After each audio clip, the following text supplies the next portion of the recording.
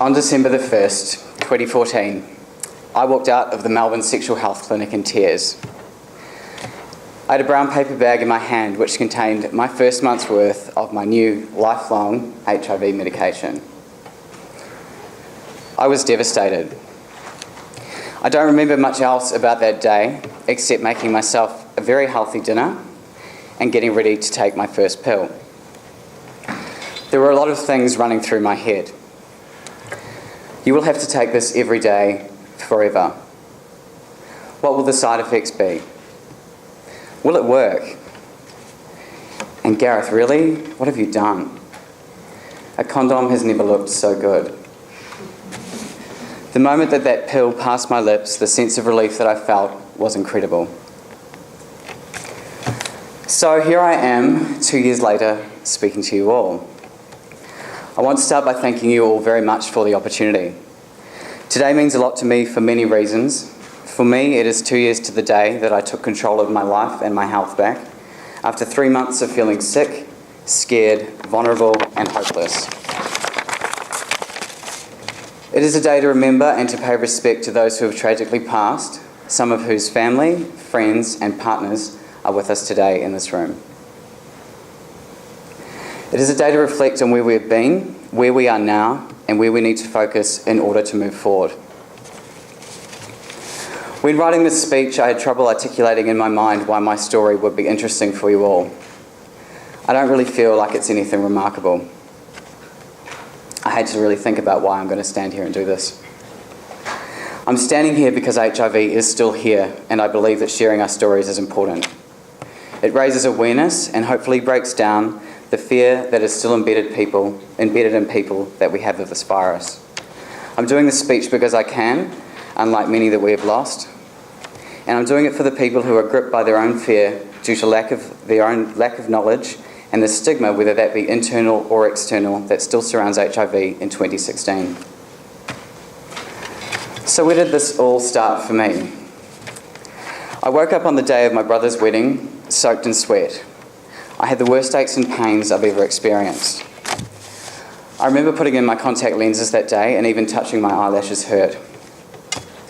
I had a fairly good idea that it wasn't just a cold or the flu, but I took a handful of cold and flu tablets, you never know, had a glass of champagne, and got on with the day. It was a beautiful wedding, but I can tell you a very long day to be in my head with my own thoughts. The next 3 days in New Zealand were spent in bed, hot, cold, freaking out. On arrival back to Melbourne, I headed straight to my GP for my tests. By this stage, I was feeling a lot worse and now also had a terrible looking rash down the side of my face. I got tested for everything, and after the always awful syphilis injections, I was sent home to rest and to wait.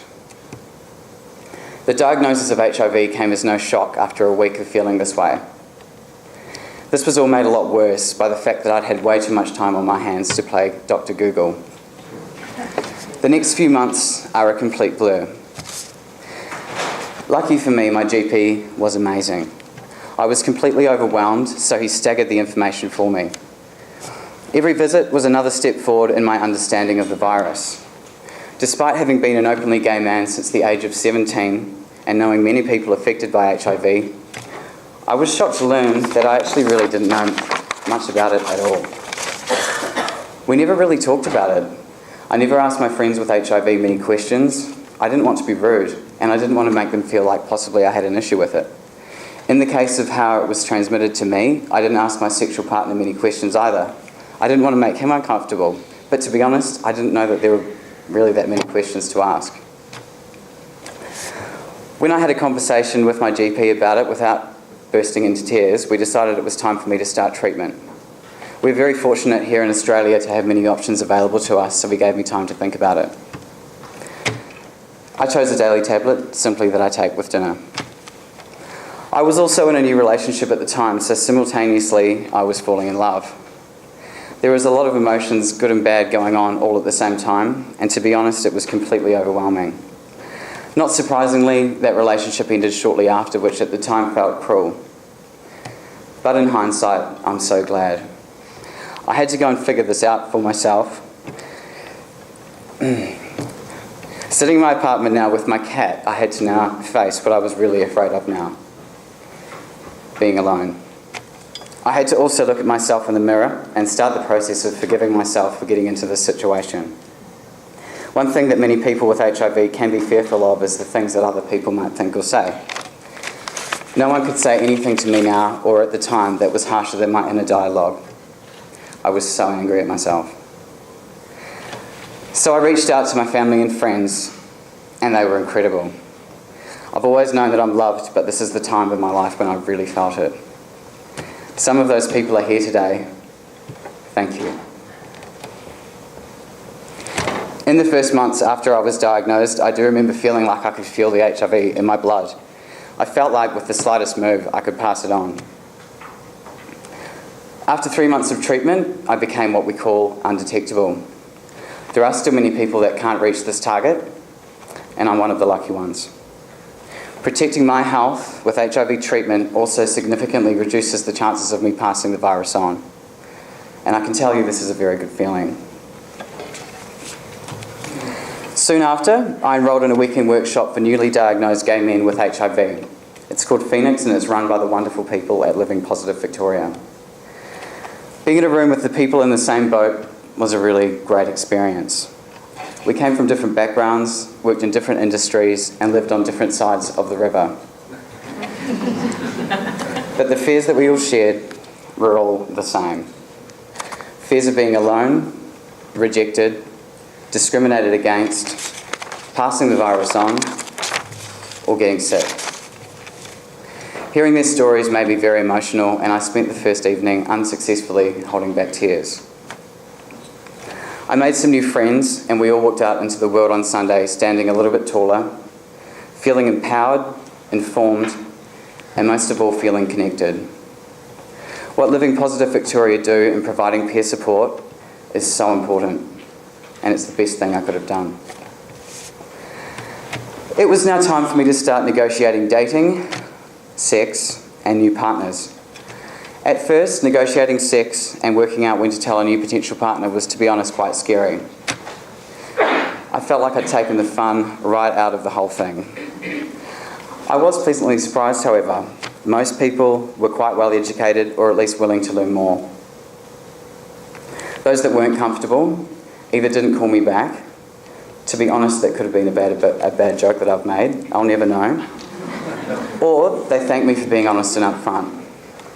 People are becoming more aware of new options available, such as PrEP and the understanding of what undetectable means. This is due to the tireless work that many people in this room do and continue to do. It's because of your efforts that people like myself are able to navigate a new diagnosis, feeling supported and feeling informed. There is, however, still work to do. Just by having open conversations and taking care of myself, hopefully I'm doing my bit. I can honestly say that I'm the healthiest and the happiest that I've ever been. If someone told me this would be the case on December the 1st, 2014, I could never have believed them. Strangely enough, this experience has forced me to stand up in my life and finally at 34 love myself, flaws and all. I challenge you all over the next few days and weeks to have a conversation outside of the space about HIV. The person that you're speaking to could be struggling with a new diagnosis and too scared to say. Or they could be trying to help a loved one who's just had the news and don't know how they can help. The more that we talk about this, the sooner that the fear and the judgment that goes along with it will slowly start to disappear. And then what are we left with? We're left with a completely manageable virus, but one that is still here and can affect anyone. Thank you.